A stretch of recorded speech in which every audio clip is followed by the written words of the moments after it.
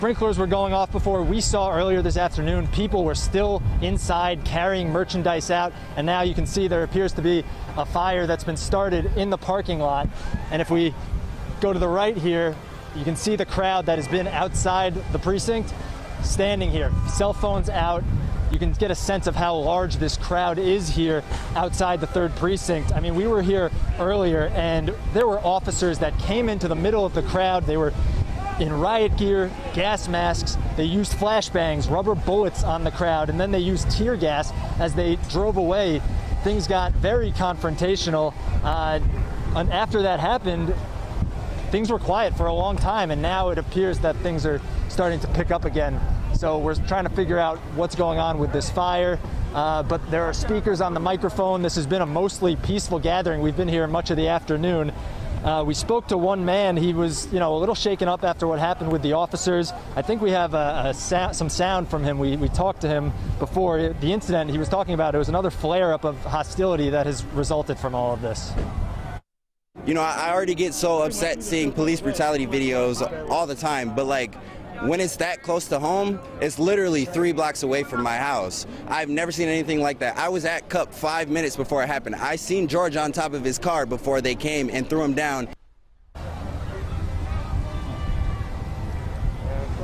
So what happened earlier was it appeared the officers were making their way into the middle of the protest to get someone out who may have been hurt, but before they could really make any progress there, people were throwing rocks and eggs at them and their vehicles. I heard several protesters yelling into the crowd to stop throwing things, but it didn't do much good. They were trying to cool tensions between the two groups. And before all this happened, I mean, things have really, like I said, been peaceful out here. People were playing music. There were people grilling sausages, handing out water bottles and ice pops. This was a communal thing. Going on over here. We got real shit going on over here. Point the camera over here. Thank you, sir. We're talking about it all. And this has been a mostly peaceful gathering, and now we're going to go back. This car is on fire in the parking lot. People are gathering around it, and other people are still urging us to show. Oh, something just blew off of it. The crowd is starting to back up, it looks like.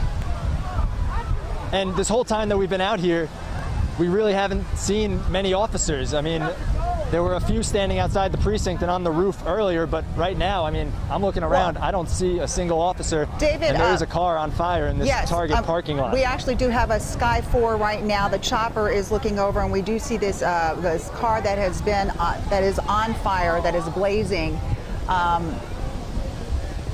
Is that from protesters you were saying? I'm sorry, I didn't hear you a little earlier.